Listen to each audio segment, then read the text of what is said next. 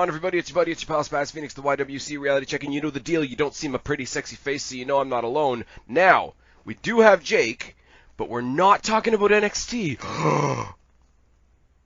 What? NXT guys are tackling the main roster. We got Survivor Series coming up this Sunday. It's going to be a hell of a show. Not going to lie, though, I'm a little deflated talking about this after all the NXT announcements we got last night. Yeah, last night was far superb than what we're used to recently. So I was super excited to get just one action-packed moment after another. I'm not gonna lie, Survivor Series, War Games, it's all happening. We get TLC towards the end of the year. I know AEW's doing their rip-off Lame of Thrones thing on the 2nd. It's fine. We're gonna talk about Survivor Series, but as I said it to you, and I said it in my NXT review as well. We are going to talk about Survivor Series, but I'm really just using Survivor Series as an excuse to talk about what's going on the main roster, because I don't talk about the main roster very often on this show. I leave that to psychopaths like yourself and Joe. Yeah, we're trained professionals, so we have to go to counseling several times a week to handle it, but we do it for the love of the fans. I don't know how you guys review Raw every week. SmackDown's getting good, and I know on the Wednesday nights you're stuck reviewing the B show, so my condolences for that. I don't know, man. There's so much crap to deal with on the main roster. I can't even. It's not so much the bad people doing bad shit. It's the people that you look at them and I used to love you once. What did they do to you? Keith Lee, what did they do to you, man? And that's why I'm so worried about Rhea Ripley. Oh, that's why I said the other day I'm worried about Alexa. Because she feels like just a giggling sidekick at some points, and I'm afraid that's all she's going to become. You know, Joe didn't kind of grasp that one, but WWE's track record is just so terrible with fan favorites that I have no goodwill left, really. That's what it comes down to. It's hard to have any faith with them. And see, I see what you're saying, because we've seen them take a misstep with The Fiend before. I think they're on point with The Fiend right now. I think Alexa Bliss is a big part of that. Alexa Bliss is one of the exceptions, though, because I think Alexa Bliss is one of the opportunities NXT missed out on and wasn't maximized until she got to the main roster.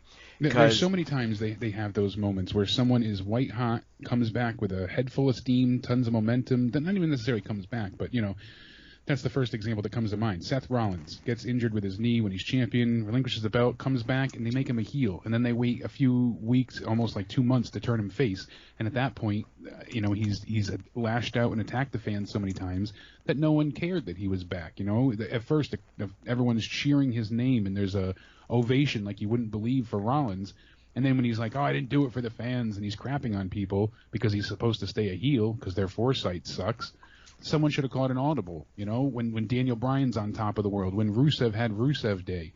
There's so many times and points when Finn Balor came back from injury. He was on top. Jake, I got to stop you, buddy. I got to correct you. Because we don't have to worry about Rusev anymore. Didn't you hear? Rusev was saved by AEW. Rusev is gone and buried, and Miro is now ferry hopping his way to the ring in peace and contention. And he couldn't be happier to be a Twitch gaming hero to the fans. Oh, Jesus goddamn Christ. But no, I will, this is where it gets kind of dicey for me, because I'm going to say the unpopular stuff, because 99.99999% of the time you are absolutely right. The trajectory for an NXT call-up is absolutely from the apex to the toilet. But there is a small collection of people on the main roster, and I am loath to give the main roster credit, as you're well aware. Yes, but they have done some things right. But there are a couple missed opportunities in NXT that were sort of salvaged on the main roster. Baron Corbin found his feet on the main roster. We don't like Braun Strowman, but he was one of the rosebuds in NXT. Drew was not in NXT long. Especially because he was injured when, getting the title. But they did treat him like a star, though, for the brief time that he was there. And then his transformation was quite well. I mean, he's always been, even if he wasn't in the best stories, he was always revered as a top guy. at least top mid-card. Now he's obviously top upper echelon, but... Yeah. As most people know, you and I have started our series looking at particularly the women's division of NXT, which is absolutely on fucking fire right now. But what I will say is not everybody's going to backstep like Charlotte. So anybody that I'm a fan of that didn't get a chance to go for that gold, Alexa Bliss, Ruby Riott, Sonya Deville, Nikki Cross, I consider those missed opportunities by NXT because they were mid-carders in their particular time, or they were there while somebody was having a really long run. But, I mean, Alexa Bliss found herself on the main roster. On NXT, Yeah. She was managing Blake and Murphy, who were a charisma vacuum. They really were. We've said that several times before, so... Now, I do want to say, now that we've sort of burst in on this topic first, I do want to make a little bit of a notice of the people not on this show. For a Big Four WWE pay-per-view, for the acts that are taking up Raw and SmackDown, etc., there's no Fiend, there's no Bliss, there's no Nikki Cross, which is kind of tied into the Bliss thing, and there's no Retribution. Which means Retribution is the biggest one to me, because you figure the match they had on Raw between Retribution and the Hurt Business, they could have saved for the pay-per-view and done an actual, elimination match that way. I know Bobby Lashley's already taken up, but they could have done 3-on-3 still and had a better match than what we got on Raw, so... I'm actually more interested to see the artist formerly known as Mia Yim actually get a match. That's what I'm waiting for as well. I mean, it seems like she's got something in the works with her, threatening Asuka and attacking people in the back, taking out Dana Brooke. I don't know, I'm surprised that she wasn't put on Team Raw. That was another kind of blunder. Since she took out somebody on Team Raw, you figure they would have, allowed her to be the replacement, but... Yeah, well, we're gonna get to the makeup of the women's teams in a second because that's a whole other shit show. But they're doing to her what they did with Nikki Cross in Sanity. It's like, here's these guys that wrestle, and they brought their chick friend with them, and that was as much as I like NXT, that was a huge misstep by NXT, and we're seeing the same kind of mistake being done. I mean, Retribution. It is a mess anyway, but I'm more interested in Mia Yim than I am in Dominik Dijakovic or Dio Madden or what's his name, Shane Thorne. And the issue is on Monday they had Keith Lee and Dijakovic in the ring at the same time, but they didn't do anything with it. They didn't continue that story because that's supposedly the reason why he joined Retribution. And then the next day they take over the Twitter account and continue to each tell their motivations for joining, and they lay it out clear as day that that's why he's there, by his back being turned on by Keith Lee and NXT. So. And I mean, for the people that like being weird about stuff like that, oh my god, look, it's Keith Lee and his girlfriend is on the other side. Like, they're not going to do anything with that, but it is still funny to mention. I do want to see... That's okay, because that's something behind the scenes, though. This is a storyline going on currently.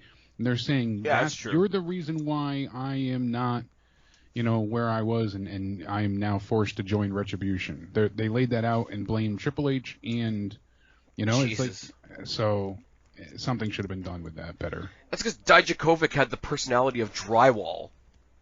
Yeah, they really didn't have any reason to throw him in there, so the most they could say is like, oh, Cross destroyed me, and you didn't help save me, so... I wouldn't mind just randomly them throwing in another round of Mustafa Ali versus, what's his name, Ricochet on this show, just like if they need something for a filler, because those guys are killing it. Mustafa Ali, see, this is the thing, as the Retribution gimmick goes on, like, it's goofy, but Mustafa Ali leading it doesn't come off goofy. So I have to give them a little bit of credit on that one. Yeah, and Ali's always been top-notch, too, to go back a little bit on what you were saying. He's always been charismatic and somebody that I could see really flourishing if they gave him the right story.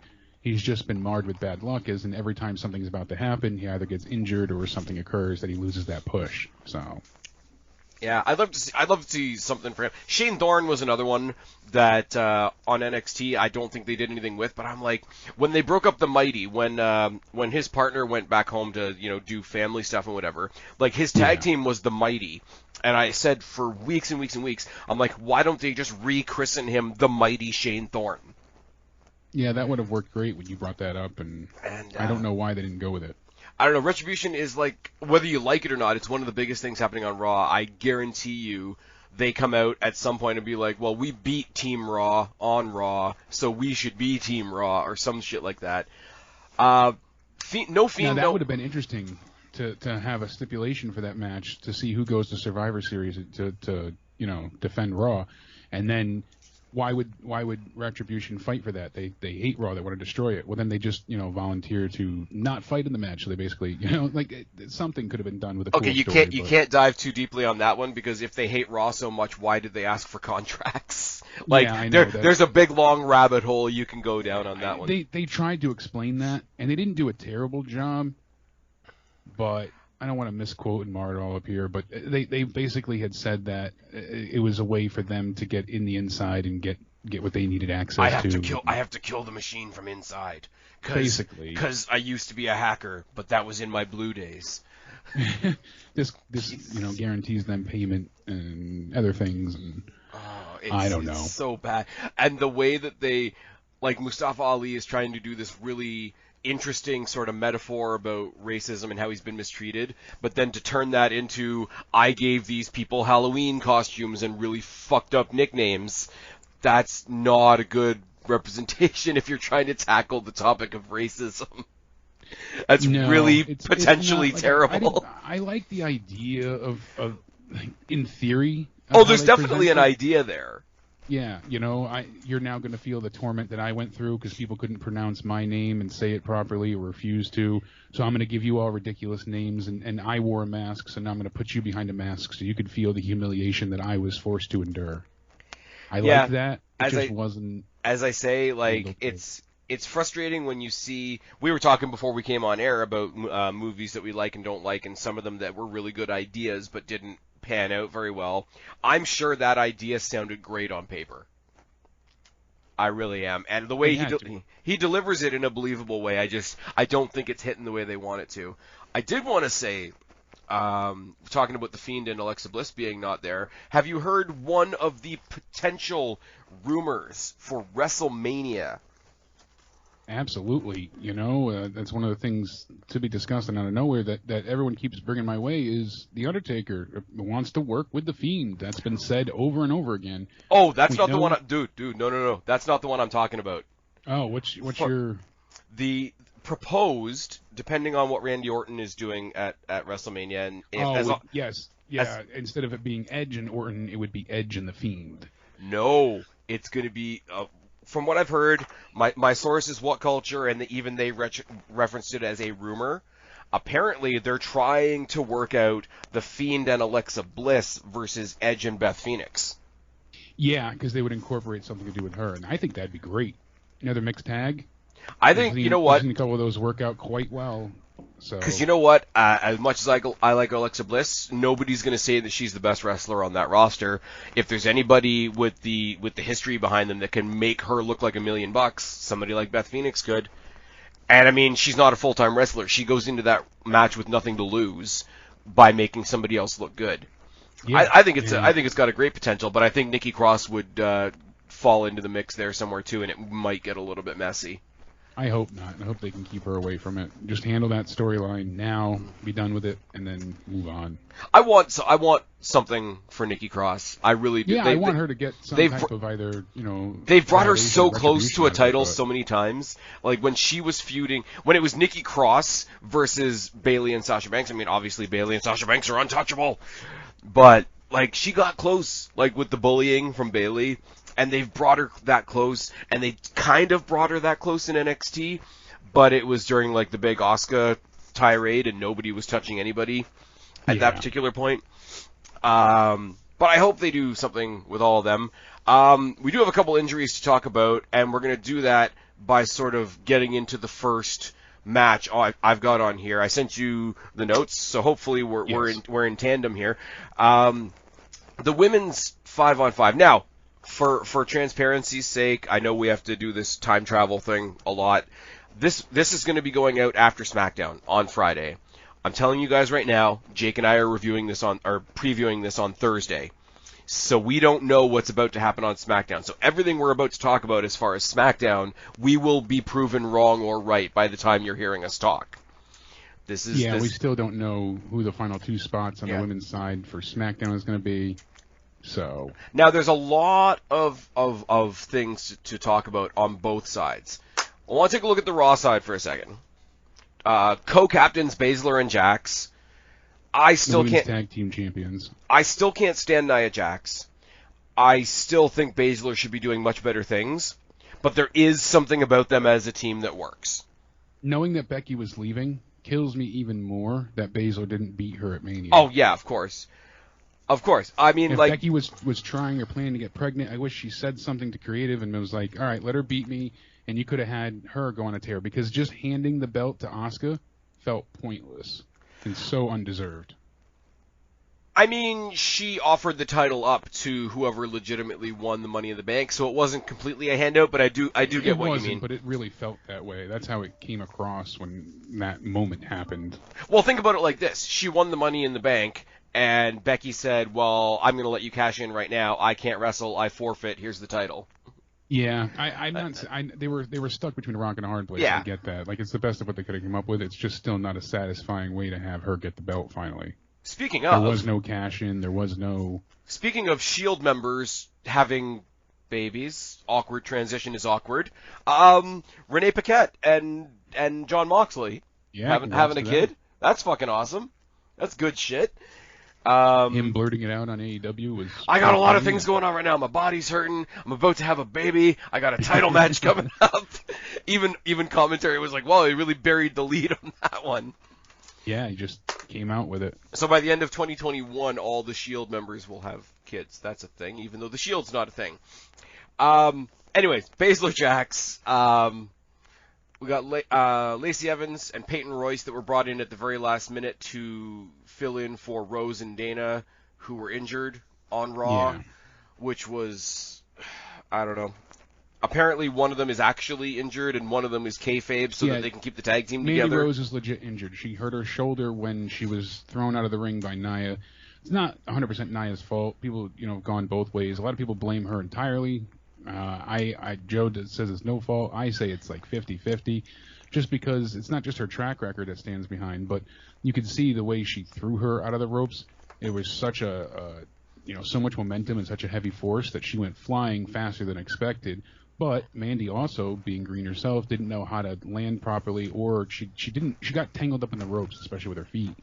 So it was like a combination of her not knowing how to land and being thrown too hard. So her shoulder's injured, and because of that and that fact that she's tied to Dana Brooke being a tag team, they wanted to keep Dana off TV. So you got Baszler and Jax on here. That's a thrown together tag team. You've got Lacey Evans. We're going to get to Lana, trust me. But you got Lacey Evans and Peyton Royce, which just makes me divert for a second.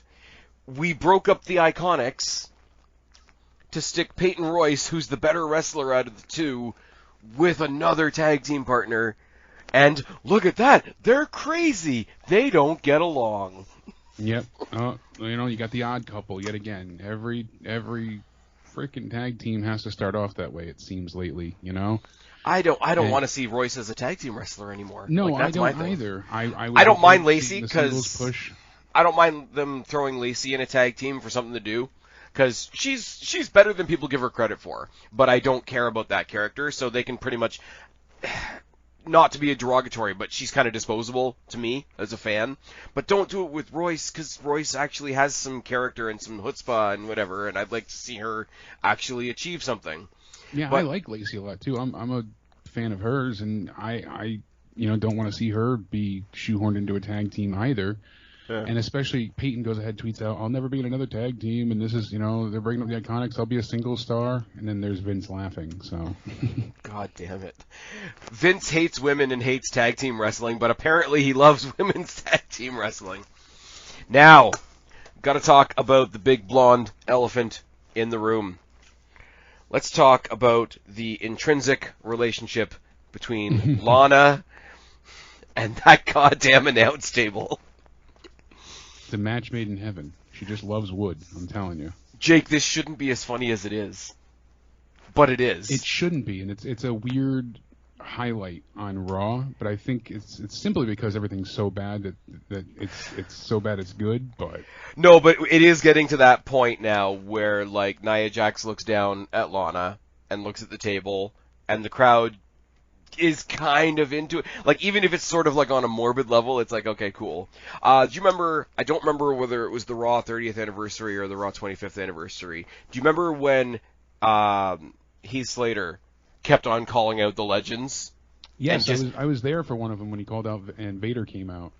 Okay, but when he kept on calling out legends, and he kept on getting his ass handed to him, and he kept on calling out the legends, and he kept on getting his ass handed to him, and then to him and Lita. And then on the actual night, it was like him versus Lita. It was like redhead on redhead violence that we need to stop.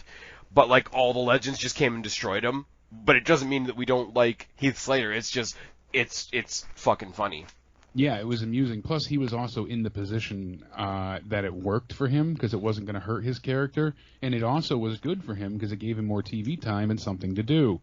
He wasn't just not featured or only on main event. But where when they brought FTR in to get destroyed by the NWO DX reunion at whatever Raw old school reunion 25, 30, whatever it was at that point. Oh, where they did it in the two different buildings. Yeah, and they completely destroyed the Revival. Yeah, that was poor choice. As that's the other end of the coin when it doesn't work. I don't know. Everybody that I like was on the other side, so I'm kind of biased on that one. I mean, not that I didn't like the Revival, but. Yeah, they just deserve better. But here's my point, right? And here's where we get into the politics of wrestling. And I'm going to try and keep this light because there's a whole lot of heavy politics in wrestling that I don't want to touch tonight. But here's the thing. Lana has been in shitty storylines and gotten her ass handed to her every time she's trying to wrestle for as long as she's been in the WWE. Every storyline leads to her being embarrassed somehow. Yeah. She's been humiliated by The Rock. She's been humiliated by Cena, by Ziggler. She's been humiliated by Bobby Lashley.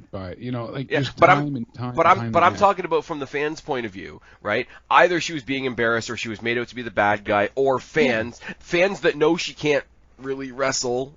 Sorry, were like, why the fuck is she even here? Exactly. I think it's very funny that all of a sudden all these fans are coming out of nowhere to defend Lana because this is WWE's being really mean to her now. Like, they're doing this, they're being so spiteful and whatever. And it's like, okay, so because you have a bias for AEW, and there's a guy that's now in AEW, and his wife happens to still work for WWE, and because her storylines are as stupid now as they always have been, your AEW bias is making you now stick up for Lana. Because for me, it's not an AEW bias. For me, I get frustrated because it's just Vince being petty yet again. And it's certainly obvious that that's what he's doing. But this is the thing, though. Like, if you're going to have somebody completely destroyed by Shayna Baszler and Nia Jax, it's going to be Lana. Because everybody else on that roster, to some large or some small degree, has a fandom that wants to see them do something. Oh, absolutely. She fits perfectly in that. She's in a unique predicament and an interesting situation where her getting destroyed is pretty much what she's good at. So it fits. She can put people over in that sense and make them look strong by doing the table jobs. And yeah, I get that. And that's certainly, she would be fitting in this, even if Miro/Rusev was still in the company, that would be her role. It just feels especially petty. But I just hang up. But like it's so funny to me, and maybe you disagree with me, and that's totally cool. But I think it's so funny that all of a sudden there's a lot of, like, you and I crying of support. Yeah. Yeah, and it's this fourth string. Rusev needs to be saved by AEW, which is not really happening because he's a fucking goof. He's one of the guys that was actually pushed better in WWE. I'm sorry, but he was. Yeah, they took him much more serious in WWE. Say what you want. The guy guy had an actual military tank entrance at WrestleMania to fight John fucking Cena. Yep. And now he's a little video game poofster, like in the CDE level of the AEW roster. Pushing his Twitch account and crying about a broken arcade cabinet. Oh my god, it's so bad. But no, Lana is that person. I get that. And now the sudden, But like suddenly it's bad. Amusing. It's like she's got this like fifth hand sympathy or fifth hand Indirect, but yeah, it is super I get indirect because WWE's bad and AEW's good. We need to defend the honor of Lana. Like, fuck the fuck off. Yeah, see, is for me, what it's I've got about on. the honor of Lana and more about just Vince being so insanely petty yet again and focusing on the wrong things. Okay, That's what gets to then me. maybe her husband shouldn't have gone on another show and like And out told and out him tried to bury the go F company. yourself. Yeah. Now here's the cool thing though. Now that's a shit show. But AEW doesn't throw shots, remember? Oh Jesus fucking Christ! Cody Rhodes is more Triple H than Triple H is. That's all. No, I can't. I can't do AEW tonight. That's a great one. I can't do AEW tonight. It's gonna do my fucking head in. Now the other side. Now SmackDown is good. Hey. So the other side Same is company, but the other show works. Yeah. Explain that. Well, technically the same company, NXT. If Yeah. if nobody knew that NXT was a WWE product, people would be watching NXT and AEW would be done. Sorry, just saying. Hot take, putting it out there, moving on. SmackDown is good. And SmackDown is good because you don't have main eventers in there. You don't even really have people that are in title situations right now. You have people in there that I want to see. Now, Bianca Belair drives me nuts. Her gimmick is sort of a little bit Sasha Banks 2.0, but I'm at the point with her that I was with Bryan several years ago. It's not for me, but I know there's enough other people out there that love what she does that if she gets a push, I'll be happy for them. We talked about that a while ago on NXT, right? But there's two women on that show that are fucking phenomenal, fucking underused as shit. They were underused in NXT, they were underused on Raw, now they're being underused on SmackDown, and that's Ruby Riott and Liv Morgan. Yeah, I'm just happy to see them on pay-per-view. I'm happy that Liv is getting some attention because she's a real fan favorite that they've done nothing with. And that's one of the things I plan on talking about later tonight is Sasha Banks is like going off on how excited she is to have all these possible matchups since the draft. She's like, Bianca Belair, Liv Morgan. I don't think I've ever had a singles match with either of them. There's so many. We've not gotten to do much, and these are all fresh matchups. Ruby Riott, I've only had a little taste on SmackDown, and that was back in the day, and I'm so different now. One thing, so at least she wants to have new feuds. Yeah, I'm hard pressed to say anything nice about Sasha Banks because I still do think she's a terrible person. But one of the people she apparently has a dream match in mind for is current NXT UK Women's Champion Kaylee Ray, and I wouldn't mind that at all. Like that actually doesn't sound bad. Yeah, that'd be a hell of a like we've done title versus title, but we've never managed to include the UK brand because realistically, like who's watching the UK brand? I'm still sad yet relieved that NXT is not involved because that was the highlight for me last year. I so thoroughly enjoyed Survivor Series because of NXT's addition, and it wasn't like it was a fantastic pay-per-view. It was better than it. I would be all right with them doing that. I would be all right with them doing that every couple of years. Yeah, the only reason they had that though is honestly, I feel, and I don't think many people can prove me mentally wrong. Like you'll talk me out of believing this. If they didn't get stuck in Saudi on that plain tarmac holdup issue, and NXT had to save the day on SmackDown, I still don't think we would have gotten NXT on Survivor Series. I think they were doing it, especially for the women. I think they were trying to set NXT as a brand on par with Raw and SmackDown. Yeah, have it be its own thing. Like not have it be. NXT wouldn't have won Survivor Series. It would have been either or. Maybe. I don't think you would have had that women's triple threat as the main event without NXT's involvement. And certainly not. And that's the thing too. And really, that's what it comes down to is they didn't want to have NXT be involved if they weren't going to have them win. They didn't want to. That was, I guess, one of the big arguments for NXT not being involved. That makes sense. And they had a great 2 nights that weekend, but they were all hurting by Monday, I'm sure. Oh yeah, because like you said, you had War Games, then Survivor Series, plus they were traveling all over to invade every other show. They were there on Raw, they're on SmackDown, and having NXT be live as well, and that was new to them. I don't think anybody was having a better weekend that weekend, or sorry, the sort of like the week leading up to it and then the weekend itself. I don't think anybody had a better weekend than Rhea Ripley that weekend. Yeah, Keith Lee had a really good weekend too. Oh yeah, well that is true. That is Certainly, true. Rhea Ripley had the best weekend because she was just. We got Kevin Owens with the surprise appearance on War Games as well. Games. So there was a lot of great moments from both of those shows, and that's why I'm really looking forward to War Games. But talking about Survivor Series, going back, I do like that War Games has its own weekend this year, though. Yeah, I'm not thankfully. gonna lie. I like it that it's its own thing. I So do. it gives us I something did else want to look ask you, forward and we're going to talk about this in a couple of weeks when we preview War Games. Do you think, because of the size and scope of what kind of match War Games is, do you think they move NXT into the Thunderdome for a night? I think they have to. I don't see how it would work in the CWC. I mean, I don't think you would want to, because even if you could do it, it would seem It would cramped. look so cramped, and Yeah. I mean, think about the layout now, the way it is. I don't see where they could put another ring side by side. I love the layout there now. So Yeah, take them out for a night. It'll be like in normal times when we go from Full Sail to say Barclays Center. Yeah, and with WWE moving to Tropicana Field, I mean that's a massive space. That's bigger than the Amway Center. So has that been confirmed? Yes, WWE tweeted it out. So. Oh wow! All right. Well, WWE's public relations team acknowledged it earlier. They're going to the Trop in Tampa Bay as it begins its new residency, starting with SmackDown Friday, December 11th. So. All right. So getting back to the match, I'm sure they will be able to have that in there. But when is War Games? Is it before that or after? it's the 6th. Oh, so it's before that, so they won't be able to. So maybe they'll do it in the Thunderdome itself. Maybe they'll do it in the Thunderdome, and that'll be the event that breaks the Thunderdome, and that's why they have in kayfabe. That's why they have to move to they have to move to a new place. Hey, it could work.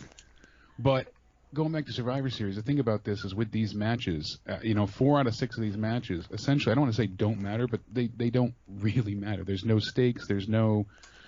This is Besides brand loyalty, because when you have champion versus champion, they're not unifying titles. There's no titles on the line. See, this is the interesting thing that when somebody loses, you're just going to go back to your show and they're going to move on like it never happened. This is the interesting thing, and once again, I have to give credit to What Culture for this because they've been sort of driving this home. There's a unique thing with Survivor Series now that they've brought in basically the old bragging rights gimmick to Survivor Series, is we spend the month and we all joke around about how this pay-per-view doesn't matter and how no titles are actually on the line and, oh, look, a bunch of red shirts and a bunch of blue shirts, and we talk about how stupid it is. But then on the night, it's still a lot of fun, and I think a little bit of that fun comes from there's not very many pay-per-views you go into where it's kind of okay that nothing matters. Like, I don't know how to explain what I mean, but I get what you're saying. It's almost got a giant house show feel. Yeah, the brand rivalry is still something fun to see because you don't see both sides unified, acting as one, facing each other often, if ever. So to see those type of matchups that you usually have to wait for a draft or a WrestleMania type idea to happen, something big and special, it's a fun. Yeah, but they killed that idea. They killed that idea this year by doing the draft like 3 weeks ago. That's one of the big things, and we've said it before. The winning show gets the main event of Mania. The winning show gets an extra draft pick. The winning show gets to sleep with Stephanie. Something, anything. Give us something. The losing show has to sleep with Stephanie. Sleep with Hunter. Yeah. Oh, but getting back to sort of on point. The women's team for SmackDown. I'm not sure who's going to be on the SmackDown side of things for the women to replace the last two. So I don't think they need to replace somebody because I don't think they have not replace, but injured. fill in the final 2 spots. Yeah. Actually, though, we'd have to say Chelsea Green was supposed to be on that, and then she injured herself in her debut, rebroke the same wrist that she apparently broke before. So that's kind of shit on your debut. The only 2 people I can think of that are going to round out this team is Billie Kay and Natalya. Because, and this is my logic, other people might not agree, I'm not particularly excited about Natty, even though I should, fellow Canadian, whatever. Her whole thing is she tried to qualify, she didn't. She got thrown into another triple threat, tried to qualify, didn't. Got herself thrown into another triple threat, tried to qualify, didn't. So that's going to pay off as her, sneaking a win some way. I got to believe they're going to put Billie Kay in there just so that Peyton Royce can be like, oh my god, I've got my new partner over here and my old partner over there, and they're going to do some kind of, people are saying, they're going to have an Iconics moment, like The Shield had their moment, and I'm like, that's not the same at all. That doesn't have the same build, especially not having an audience. That's going to hurt, too. Because you really need the fans to get into these things. My thing is, who else is left? They have Billie Kay, Tamina, Bailey, Zelina Vega anymore. Bailey, and Carmella. So I could see Carmella and Billie Kay. I don't see Bayley. I think both Bayley and Carmella are gonna fuck with Sasha in her match, but even so then still, Natalya and Billie Kay. I hope not Tamina. That's a. Yeah. Every now and then she just sort of pops up in a qualification match, and it's like, okay, you needed somebody to beat because this is the person you want in the match. Yeah, exactly. So who do you think wins here and why? That's my question. Well, here's the thing too. We had that match that we talked about on NXT this week, which makes me really, really nervous. I have a feeling Baszler and Jax put Lana through the table before the match even starts. That was my thought, yeah. Adam Pearce comes out and says, "Oh, what the fuck? You need a representative for Raw." And then they bring out Rhea Ripley, and this is how they put her on the main roster. And Ooh, that's a cool idea. It's not, man. I don't want anybody, especially, look at how we're glowing about the women's division in NXT right now. I don't want anybody coming up to the main roster. It seems like it's a done deal, though. I don't. They gave her swan song the other night. I don't want it happening either, but I want her to be the fourth girl for her. I think that's a pretty good reintroduction to the main roster because she's already had her introduction back when the Charlotte feud was happening. But I want her to be the fourth member of Shotzi's team for War Games. I know. Because like I said in my review, I gotta believe that team is Shotzi, Ember Moon, Toni Storm, Rhea Ripley, and that's your all-star team. Yeah, and that kind of writes itself. Other than the actual champion at the moment, that's your all-star team right there. And then you have what? Candice LeRae, Indy Hartwell, Candice, Indy, Dakota Kai, and Gonzalez. Yeah. That sounds really good. Oh, fuck. And then you've got the Kings of NXT versus the Undisputed Era. Jesus Christ. I want that pay-per-view to be the one we're talking about right now. Yeah. I still think that Team Raw is going to win here just because Nia and Shayna have the tag team women's titles, so I think that's going to give them the edge. I think they're going to want the champions to look good. And that'll lead to, obviously Mandy and Dana are going to go after them for revenge, and apparently the Riot Squad want another chance. So I was going to say, I want to be selfish here. I really want the breakout on this. Like, Liv Morgan as well. I really want the breakout person in this match to be Ruby Riott. Ruby Riott pins one of them to finish off the match, and that's how they get a title shot. Because Ruby Riott and Liv Morgan could be the team that goes back and revisits NXT and gives those titles to, I don't know, Casey Catanzaro and Caden Carter? Someone who actually... The Young Bucks, but better? Exemplifies women's tag team wrestling, yeah. Oh, fuck, bring those titles to NXT. Especially when Shayna should be going for the women's title on Raw. And she should, yeah. And Nia Jax should be holding up the unemployment line. I would say that exact same phrase. She should be in the unemployment line. So Speaking of the 5-on-5 elimination matches, I'm just blitzing through these now. Styles, Lee, Sheamus, Strowman, and not Matt, just Riddle, taking on Rollins, Corbin, Owens, Uso, and one extra person to be Big established. It's going to be Big E. See, I almost want it to be Buddy. I would be fine with Buddy Murphy, who apparently is getting Buddy back in his name. Good for him. I would be okay with that because it makes sense with him and Seth not being able to coexist on the same team, so that adds a ton of depth right there. See, here's what I love though, because you look at that dysfunctional SmackDown team, and I think I just steamrolled over your point. I'm sorry. No. That was it. That's because we got Corbin on there, and Corbin is a dick. Corbin found his feet on the main roster. He's one of the few people that actually did that. I would love for Owens, because Owens and Uso have this sort of new issue going on based on the whole Roman Reigns story that we're going to talk about in a second. Rollins and Buddy could take each other out. If Corbin is the sole survivor that wins for Team SmackDown, that'd be a good, solid push for him. Mm-hmm. That would be a good. I'd be okay with that. And here's the thing: both teams are just not getting along. Very destructive. That's the way they've. How could they ever coexist to get the win? You have Captain AJ Styles. The captain shit on Raw is good. I mean, it's only good because AJ is making it good, but the captain shit on Raw with AJ is so fucking good. And then I haven't cared for the actual sketches and skits. The only thing that made me laugh is AJ talking to Almost his bodyguard. Or Almost, oh my god! You speak English? Yeah, you never asked. I didn't know. That was very funny. No, I love AJ, and I mean Riddle's not a giant, but like for the purpose of the point that I'm about to make, I love AJ being the little tiny leader trying to corral this team of monsters, and every time one of them takes a swipe, he's like, come on, guys. He's just constantly Mr. trying to be persuasive, and yeah. Like the way that Johnny Gargano is super overacting in his cheesy heel role right now on NXT, there's a little bit of that in AJ Styles' thing. It's like, I've got this fucking amazing team. I'm going to lead this amazing team, and I'm going to have this great moment. Oh, come on, guys! Like last week they were supposed to air on SmackDown Big E's qualifying match to make it into the SmackDown men's team.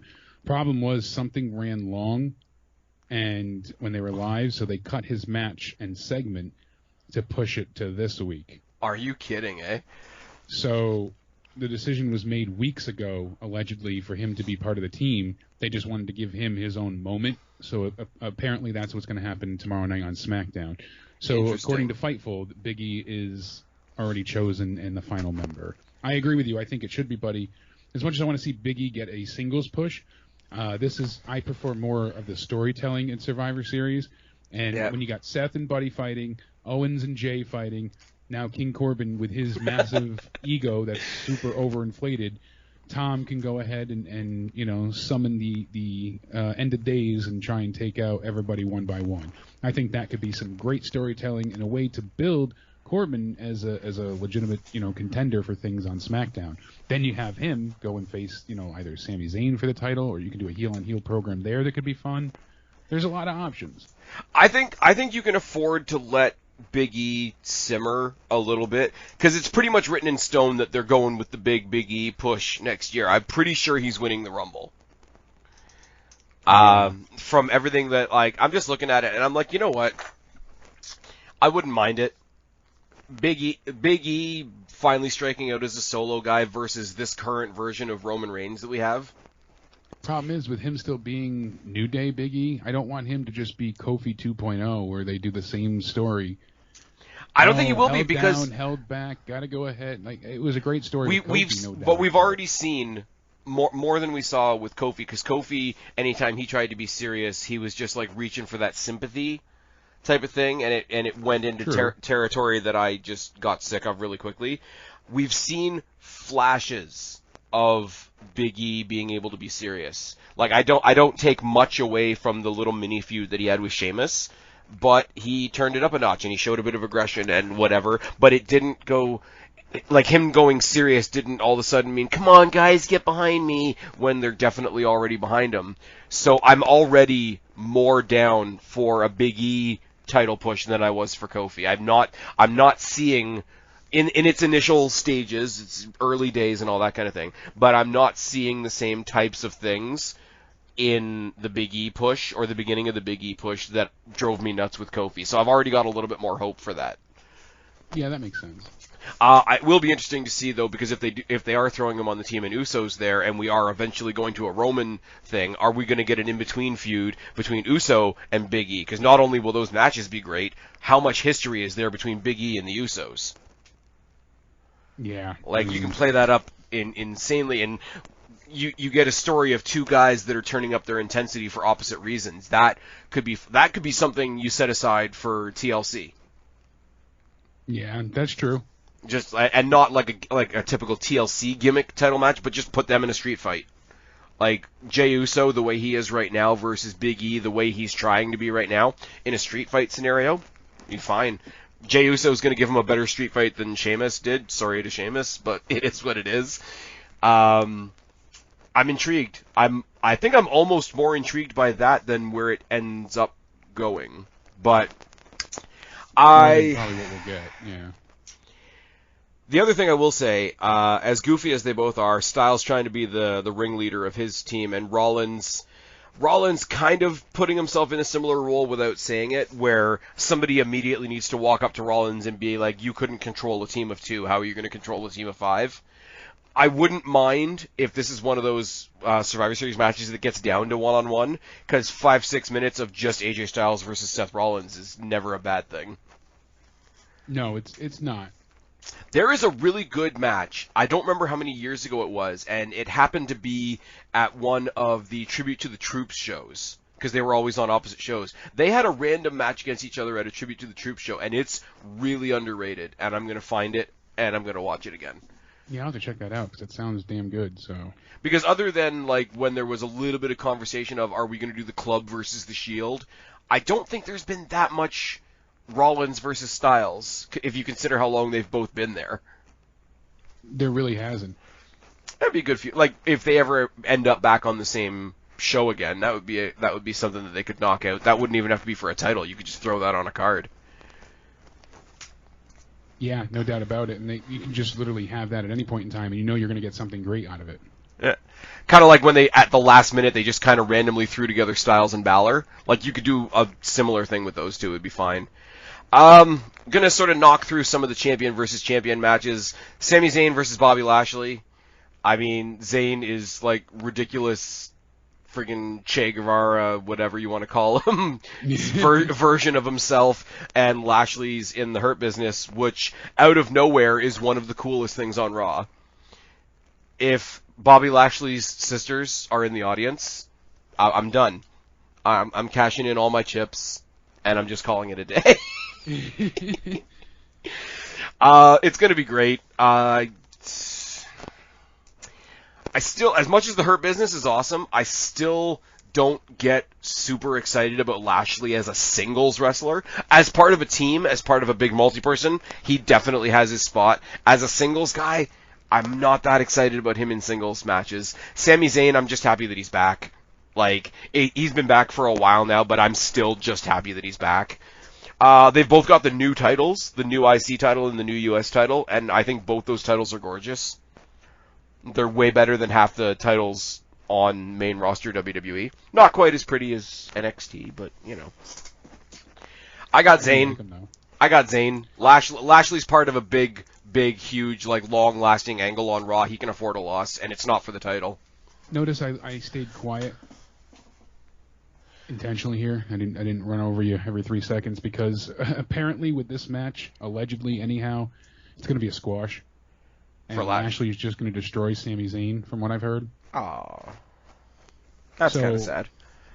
I was initially going to pick Sami Zayn, and then I thought about it more, and I said, you know, it just seems like with the Hurt Business, they want to really put over Lashley on Raw. So I was going to go with him, and then I heard about the squash match. So I'm going to stick with Bobby Lashley, but it seems like that's the tentative plan for that match. And see, that's a bummer for me, like, on a principle level, because as much as both the belts are buried, I still see the IC title in way higher prestige than the US title. And that's just wishful thinking at this point, I'm aware. But, No, I know, and that's the unfortunate side of things, is that I don't want to see a squash match either, because I know both of these two, when they fought before, the storyline was so infuriating that you didn't want to see the match. With the, Bobby's sisters and all that horrid stuff, and him running an obstacle course. Here's the thing. But I know they could put on a better fight than a squash match. I'll put this out to you though, and I'm just thinking like a little bit of fantasy booking. They wanted the U.S. title in the Hurt Business, but say they didn't put it on Lashley. Say they put that U.S. title on Cedric Alexander, and we had this same match. Yeah. How fucking good would that be? Oh, it would have been phenomenal. No doubt. Phenomenal. I find him, we talked in the NXT stuff, it's like, I find it very hard to care about Timothy Thatcher, but now he's about to feud with Ciampa, so there's an opponent that makes me care about Thatcher. When we talked about Halloween Havoc, there's Dexter Lumis, and I really don't give a fuck about Dexter Lumis, but put him in a goofy gimmick match at the haunted house thing with Cameron Grimes, and it's meant to be fun, put him in the right scenario, I kind of give a shit, and I didn't even really know why. I struggle to come up with a scenario where I care about Lashley as a single competitor. Yeah. And that's not to say anything about his ability, because we know what the guy can do. Absolutely. They ruined him with the Lana shit a while ago. Like, him being in the Hurt Business, like, standing in the background almost like MVP's Diesel, is an awesome fucking role. But I don't know. I don't know what the solution is for that. And if he was going to squash Zayn, I wish it was him with the IC title, because I don't think the US title is the third title.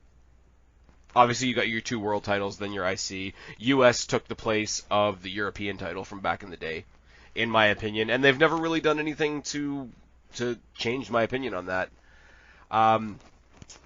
So we go from strictly heel versus heel to super babyface versus super babyface with the New Day versus the Street Profits.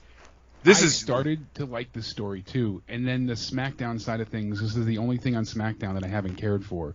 The very first interaction they had, where Big E was laughing at the Street Profits. I don't know if you saw that. Yeah. Oh, I've been watching SmackDown. Okay. So if I'm going to sit through Raw, I'm going to sit through SmackDown. I just didn't know if you saw that specific. Oh, where they're trying to get information from them and all that kind of thing. So I liked the very first iteration we got of that. It was kind of funny, and they're each, they're acting like the New Day, and the Street Profits, are making fun of them, and then New Day is acting like the Street Profits, and okay, that was funny. But then they kept it going, and it just got it went a little too long. Silly, yeah. It never fell off the rails for me, but it's one of those things that there's a couple silly things that I like, but I can still pinpoint where I know where other people are going to fall off, and I could see it for sure. Now, I may not always love the promos that the New Day put out, but you can't deny that their matches are always entertaining. They may not be 10 out of 10 matches, but you're not going to walk away being like, that was a waste of time. And I think with the way they never had that with them. With the way they split them to the 2 shows, and obviously Big E's going off to have the success that he's going to have, I think if the Street Profits were going to fight the New Day at all, I think this is the best iteration of the New Day for them to fight. And with Big E, they didn't even have to take him out of New Day. They could have just gave him, all right, he's got his own music, his own thing, and then if you 3 are on the same brand or do something together, then he's back, New Day strong. But to have him do his own thing, I don't think would be an issue. Still coming out with a New Day theme and throwing pancakes, it's just, that's not working for me. I don't think that's going to last very much longer. But I think when you have an act, I hope so. He's his own identity stat. I think when you have an act that's so liked as the New Day, you have to justify getting rid of it to some fans, right? So when they do come up with a new entrance, a new image for him, they have to convince themselves that this was so good, we finally put New Day on the shelf. Really, really bad comparison. MCU now has the X-Men properties, right? They better be real fucking careful when they recast Wolverine. Oh, yeah, that's one that people are going to be very, very touchy with. Yeah, so I really, really sort of off-kilter comparison, but we all know that Big E needs a new, a revamp, a repackaging, if you want to say it that way. Maybe some new music or some slightly altered music. Definitely get away from the circus colors and all that type of thing. But because people are so attached to that, for right reasons or wrong reasons, you do have to make sure that what comes next doesn't go off like a wet fart. Yeah, basically. You don't want a situation like the first time we heard Keith Lee's new music.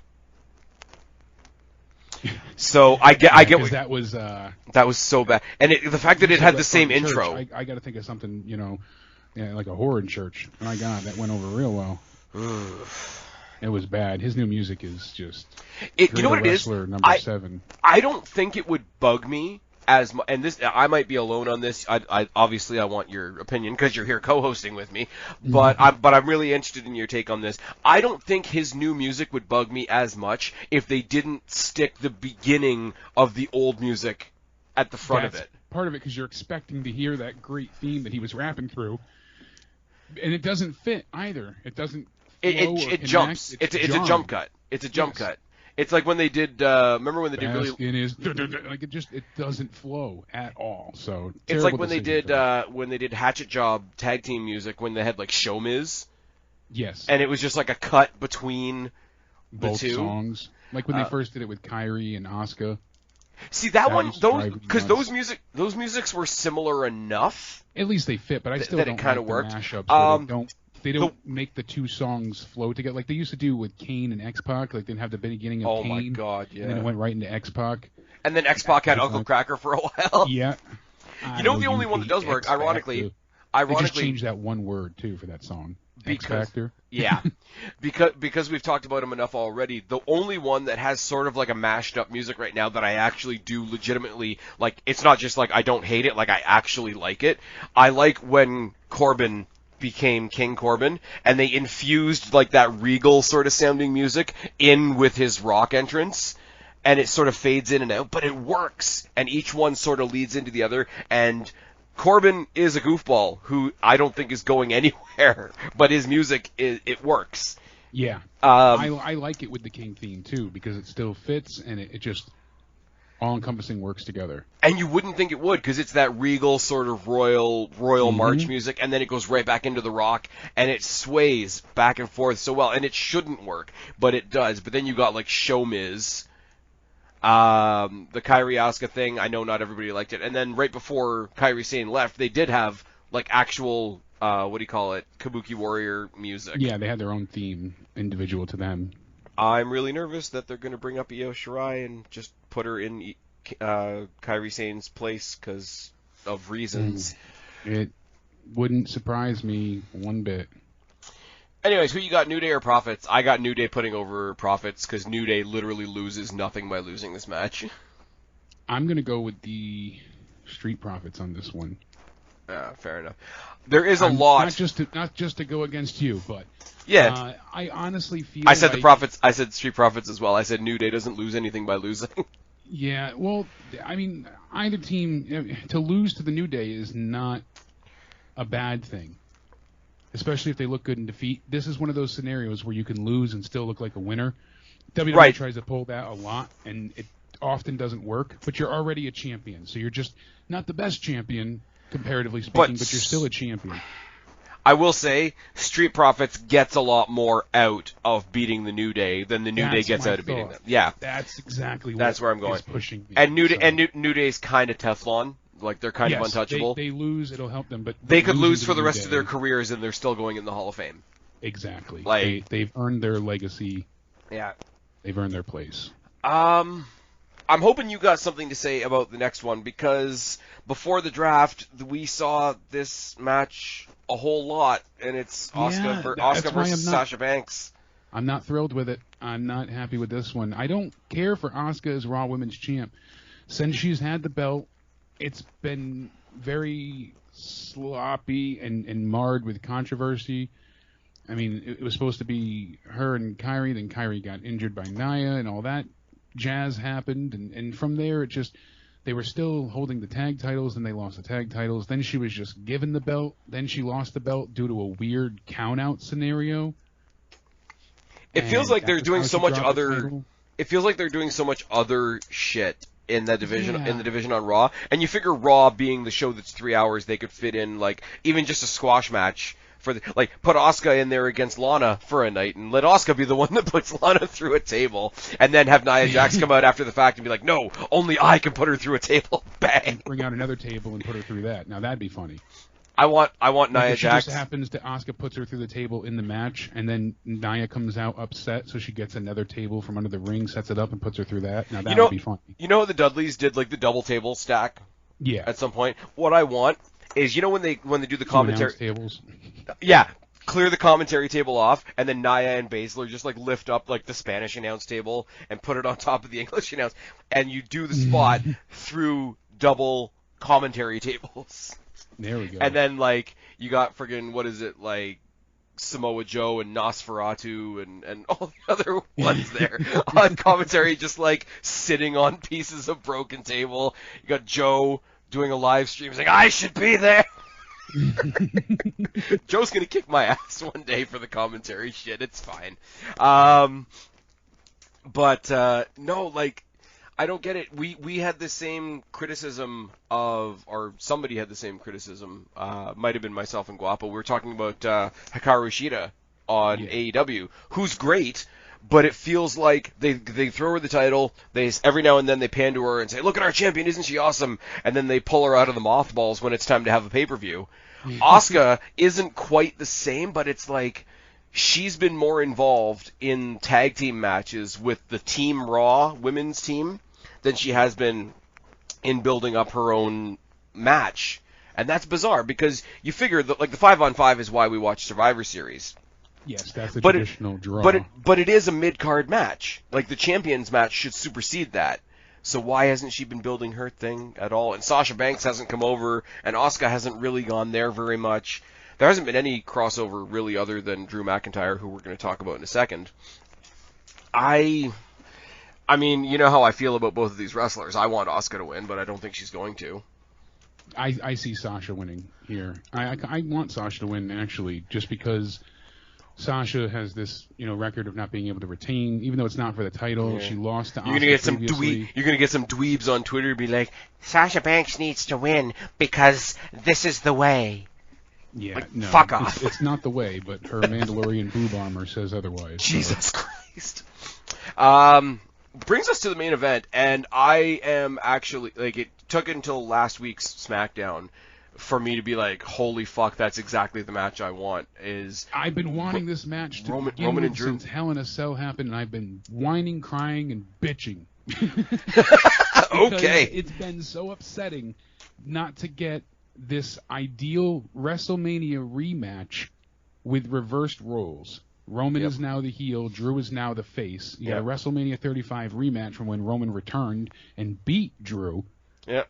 Now, and it's a reversal. It's a reversal for the crowd too. It's not just that they happen to switch roles. It's Roman is now doing what we wanted him to do. Drew is. I'm sorry. He's a great heel. Don't get me wrong. But people wanted to get behind Drew. He's just likable. He's so charismatic that he smiles and you're like, damn, he's just got it. Yeah. Yep. So they are in storyline what they were the last time they fought, as far as the crowd was concerned. Think about it that way. But I gotta say, all the credit in the world to Drew, obviously, because Drew carried Raw for a good portion of the COVID era, considering he won it in Empty Mania. Yes. His first major win. There's no audience. It's him and Rhea Ripley. Those are the two tragedies of WrestleMania. Everybody else was either inconsequential or somebody that, it sucks, but they've had Mania moments before. Ripley and Drew McIntyre are the ones that I feel bad for. Ripley making her debut to nobody. Drew McIntyre making his big triumphant return after leaving and going to the Indies and coming back and making good and all that. Those you can't get those moments back. And they're going to give Drew another championship moment when crowds return, and Ripley will get the same thing. But your first one was in front of nobody. And hold on. Yeah, I mean, it was, and that was the problem. There was just no one at all for them to, celebrate or enjoy such a momentous occasion for. Not having that audience hurts wrestling terribly so. They need the audience back desperately, which is why I'm hoping when they move the Thunderdome coming up early December, that actually, turns them to have the ability to add fans. I'm really hoping that's the case when they go ahead and switch things over, because I can see them being able to do so. They can still have the Thunderdome and where they're moving to being so large that it should work out, but anything is possible as far as that goes. But I would like to see some fans at, the Tropicana field can certainly be social distance enough for them to bring people up and out. I think that would work. Is Tropicana Field a ball diamond? I'm not familiar. Yeah. So, yes. There's literally a case of, do you just have fans spaced out in the outfield? It's going to look kind of sad in a different way, but at least you'll have some people there. Yeah, and I mean, it seats 42,000, so they can go ahead and... I don't know if you've seen the pictures of some concerts that they tried to have in the UK where it's, all open field, but, there was, individual risers in the field, and it's this is your spot, so stand there. And it looks really strange, but I mean, if you've got a big open space like a ball diamond, I don't know what they're going to do with that. Think of the Royal Rumble from this past year. Oh yeah. How they had that set up. I'm trying to remember where the hell that was. That was at Minute Maid Park in Houston, I believe. I love how they use the dugouts as the entrance ways. Well, that's what they can do. Think about it with this. They could set up the stage if they want and have a normal walkout, or they could be creative with this, and I hope that they are. Well, the thing is, if you think about it, what's it called? What's the place that AEW is doing their little shows in? Daly's Place. Daly's Place. It's all fans on one side, because it's there's a stage behind them, and everybody else is sort of around. So if you make the entire one side of that ball diamond just the entranceway, just to give it the super most grandiose possible feeling you can, and have all the fans on the other side, looking in, or look like a concert bowl type thing. That could be something they look into.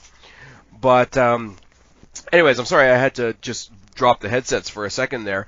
Roman and Drew is like a star power match, and you didn't. Nobody doubts Drew's star power. Nobody doubts this new creation that Roman Reigns is. But you did not feel it until right at the end of SmackDown, after the match with Jey Uso, when they went face to face. Even then, the moment that Drew sort of stepped to him and Roman, like calm as can be, held up his belt and was like, "You go get yourself one of these, and then we can talk." That was the minute between the two of them. Yep. Obviously not on the same level, but that's the moment where it went to as close to the sort of Rock Austin, hey, we're on equal territory vibe as we're gonna get in this current era. Like, that's actual star power. That's actual, like, I really want to fucking see this. I don't care who wins, whatever. I think the dynamic is great too, because Drew goes into this match having to consider the fact that he's got a lot of other enemies waiting in the wings, and Roman goes in knowing that he's got Heyman to back him up, he's got Jay to back him up, potentially he has Jimmy to back him up. They haven't really established that yet. So Roman's got all the help, and Drew's got all the enemies going into this match.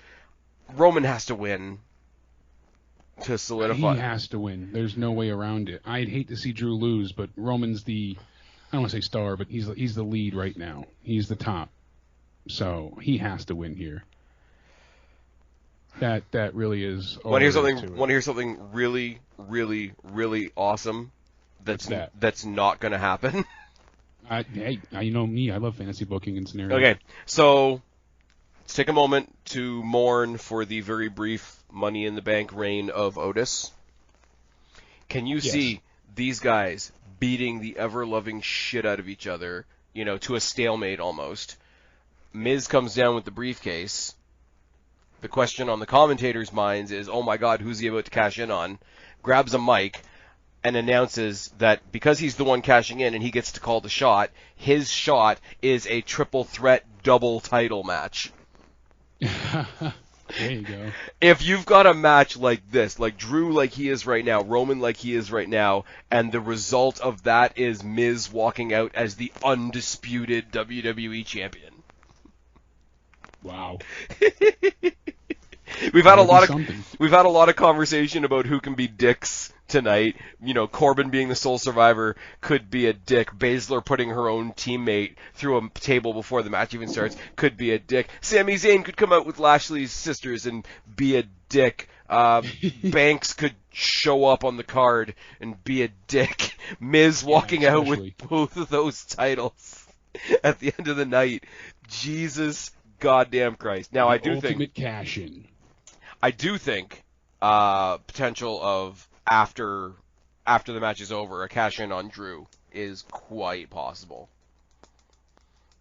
You think so? I was because once Roman wins and then he beats the hell out of Drew, I could see that happening. Well, because the champ. Going back to what I was saying, why did they put the title on Randy so quick just to throw it back on Drew? Well, that could be wise because they're going to give it to Miz and then he has to go and hunt for it in return. Well, they might have just put the belt on Drew because Roman versus Drew was the match they wanted on this night. And you know what? I really didn't want to see Roman versus Randy, so I'll buy that. I did not want to see that match. We've seen that already ad nauseum to begin with. People are like, oh, we've seen Roman and Drew. Yeah, we have, but Randy's still a heel, so it would have been, boring to not get anything new out of this. And you know how Randy works with those matches. It just didn't sound enticing. This, to me, is I like Randy Orton until the bell rings. Yeah, that's the thing. His matches are just boring as all hell most times. Mm-hmm. Worse than that, it's just, you get the annoying thing about Randy Orton is when he's got a little bit of Lesnar in him.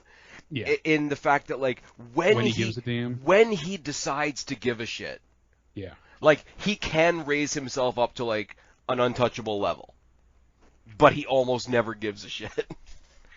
And I think him not giving a shit is something that he's trying to pass off as a character trope, and it doesn't work when the bell rings.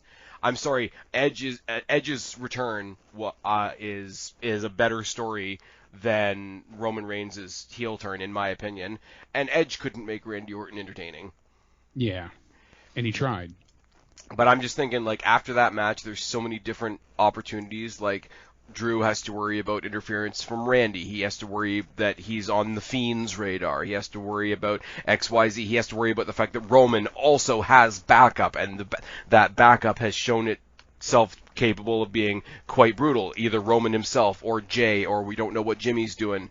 So it could be him catching an ass whooping from like 6 different people, and then if Miz comes out after that, whistling past the graveyard with his briefcase and just, like, puts a foot on him or something. Jesus goddamn Christ.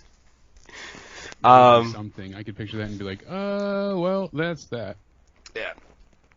I mean, Roman's winning. It's going to be a fantastic match, but Roman's winning. I think you could set up a rematch. You could set up I'm thinking both of them are going to be champions going into next year, but they could not be, and if they're not, they could have another big run-in during the Royal Rumble or something to that effect and set up a one cross-branded match at WrestleMania. They could do a lot of things between these two, but at the same time, I don't want them to run it through too quickly. No, I wouldn't want them to do that either. Like, let them touch now, and then, like, halfway through next year, like, revisit it. Maybe SummerSlam. Yeah, that's a good idea. Like, even if neither one of them is a champion by SummerSlam, that's a marquee match for SummerSlam on its own. Absolutely. Anything with Edge would be. So. I know you got to hop off and do Joe shit in a second. What do we want to say about this Taker farewell thing? Like, do you think it's just him coming out and saying a few words and finally actually, like, saying this is it for real? Or does he come out to do the speech and somebody cuts him off and then we get the next Taker feud leading into WrestleMania next year? I really genuinely hope not. I hope he's done, and I want to say I think he's done here. I know he still has desires and he wants to come back. I mean, he literally said he has a hard time watching wrestling because he yells at the TV because he thinks that he needs to be back in there and that it gets to him. I get that, and holy shit, I would love to see him be able to wrestle forever until the end of time, but I don't want him being like Hogan or and plus his body just can't keep up with it. You know what I'm saying, honestly? Hurting, because I don't want to see a piss poor shell of the dead man that we're not deserving of seeing. So I am biased towards NXT for anybody that doesn't know.